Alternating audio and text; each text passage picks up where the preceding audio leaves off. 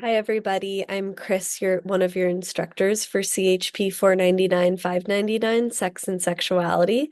Welcome to our first official lecture. Let me share my screen so we can get started. One second here. All right. Present. There we go. So, welcome. Thanks so much for being here today. In today's video, I'm going to be orienting you to our main course concepts because I really want to establish a shared understanding of these concepts as a class. So please, if anything feels unclear, please just reach out to Jenny or I. And please excuse me, I'm recovering from COVID, so I'm a little sniffly. In today's video, we're going to be orienting you to our main course concepts.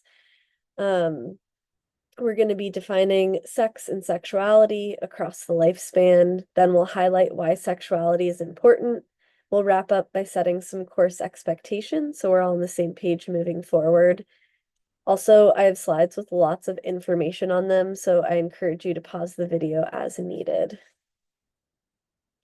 Sexuality involves an interplay between biological, psychological, and physiological factors. It's a really broad and multifaceted term that plays an important role in human identity and experience. It encompasses all these various elements listed on this infographic, so naturally can it can influence how a person feels about themselves, how they express themselves, their relationships, and even societal interactions. A big part of this class is learning how to examine each of these factors and how they influence one another. So we'll do this by using an intersectional approach, which I'll go into in a minute.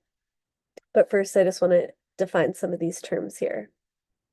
Biological sex refers to reproductive organs, chromosomes, hormones you have at birth, but has nothing to do with determining your sexual orientation, your gender, or your gender expression. Gender is broken up into gender identity, gender expression, and gender roles. Gender identity is your inner sense of self as being a man, a woman, non-binary, and so on, while gender expression is how you outwardly manifest that identity through maybe the clothes you wear, your behavior, your mannerisms. Gender roles are the societal expectations of how gender should behave, but these are stereotypes that are being challenged. Sexual orientation includes physical and emotional attraction and sexual behaviors. Physical attraction involves desire for physical intimacy and physical arousal. Emotional attraction delves into emotional intimacy and being attracted to the person's values, beliefs, and like sense of humor, that kind of thing, while sexual behavior pertains to engagement in sexual acts.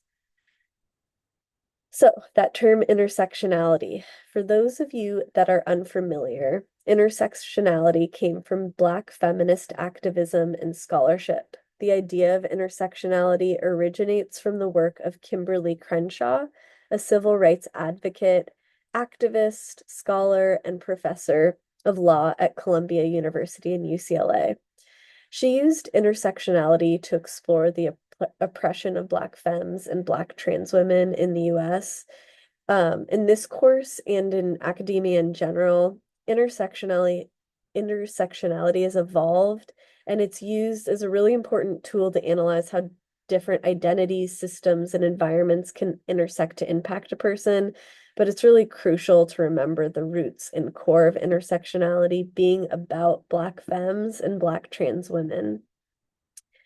Intersectionality is really useful when we're looking at a person's sexuality because it shows us that the different parts of a person are not isolated in their own echo chamber, but they affect one another. For example, a Black woman's reproductive health might be affected by the potential racial biases of her medical team, like her motherhood and race do not sit in separate rooms. Taking an intersectional approach gives us the ability to see the whole picture, and by doing so, we can treat our clients more effectively. Intersectionality not only applies to clients, but also within the systems and cultures we work within. So within this class, we encourage you to think about the history of oppression, the political climate, or systems of oppression, and how they influence the way sexuality is being addressed in various settings. This is particularly pertinent with our new administration coming into play in 2025. Here, oh, I meant to hit this slide, but this is kind of just backing up what I was talking about of how we use intersectionality to analyze sexuality. This class covers sexuality across the lifespan. It's important to remember that the class is split into 3 sections: pediatrics, adults, and older adults. We'll dive into each of these in future lectures, but for now, it's just important to know that sexuality is relevant for ages 0 to 100 and beyond. I don't know if we're going to work with any 101-year-olds. That would be cool, but it's still relevant even then. So other than what we've established thus far, why are we here in this class? Why does sexuality matter? Well, we'll explore each of these throughout the course, but for now, let's hit the highlights. 1, sexuality is a human right. According to the World Health Organization, also in occupational therapy, it's identified as an activity of daily living whose importance goes right alongside eating, toileting, personal hygiene. 2, promoting sexual health is promoting physical and mental health. Sexuality affects a person's mental and physical health, whether we're talking protection from STDs, empowered family planning, sexual assault prevention, self-esteem promotion, or improved body image. Sexuality is a factor in people's overall life satisfaction and well-being, and it affects a person's ability to have a satisfying relationship with themselves and with others and with the world around them. 3, as we've discussed with intersectionality, sexuality is the home turf for many forms of violence, discrimination in our country. So if we educate ourselves on the topic, we can challenge the systems that perpetuate harm and find new ways of being. Number 4, the literature shows that clients across the board want their health professionals to address sexuality. Clients want us to talk about this, and a majority of health professionals agree that it's an important topic. That's why we're here, to respond to the evidence base and bridge the gap between knowledge and practice. Number 5, lastly, showing our clients what healthy sexuality looks like, providing safe spaces for clients to talk, and implementing sexuality into healthcare from an early age can be an excellent tool for sexual assault prevention and pleasure promotion. We'll dive deeper into each of these topics throughout the class. So setting some course expectations. This class is not going to make you a sexpert, as Catherine Ellis puts it. You won't leave here equipped to handle every intervention or scenario. Instead, this class is offering you a foundational knowledge, empowering you to confidently address sexuality in your practice, irrespective of your profession. It's a starting point for you to build upon. Next, sex positivity isn't about pushing everyone to engage in sex or maintaining perpetually positive attitude towards sex. It's about not hindering your client's sexual health, respecting diverse sexual identities, avoiding shaming individuals for their sexuality, and advocating for consent, pleasure, body positivity, safe sex, and reproductive justice. Being sex positive involves supporting sexual health while rejecting shame and stigma. You can find more insight on sex positivity in our course textbook by Ellis and Unco 2023. I think it's on page 24, something like that. And on body positivity. This movement emerged from the activism of fat, Black, and queer people in response to the lack of visibility and value assigned to certain bodies in media and cultural narratives. Fat phobia has historical ties to white supremacist ideals, devaluing Black bodies. While body positivity has been co-opted by predominantly white women on Instagram in recent times, this course emphasizes its roots in fat Black queer movement. Regardless, next is applicability to your profession.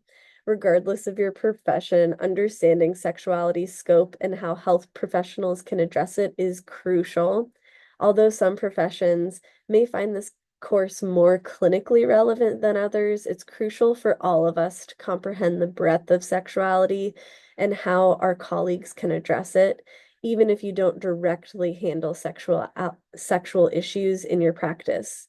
Understanding how to refer patients, advocating for sexuality guidelines in your workplace, and offering a non-judgmental environment and helping clients access resources is truly invaluable. Lastly, in this course, we are learning together. I'm sharing the information I believe is important to disseminate, but I'm not capturing the whole picture. This course covers a fraction of the vast topics related to sexuality, including ableism, racism, ageism, white supremacy, gender stereotypes, and their impact. We acknowledge that time constraints limit our coverage, and we encourage your input throughout the course. We are on the same playing field here, just trying to deepen our knowledge of sexuality so we can meet clients' needs and give you the most helpful information to foster your growth as practitioners. So let's collaborate and learn from each other. With that in mind, in each lecture, I'm going to feature a Want to Learn More page with optional resources for deeper understanding on course concepts. Again, completely optional. The first one I have here provides a glossary for sexuality terms if you'd like clarity on any of them. The next is a short YouTube video explaining sex positivity. And the last is an article exploring the roots of body positivity and its current implications on social media. So thank you so much for being a part of this movement in healthcare. I'm so excited to work alongside you. Your commitment is appreciated.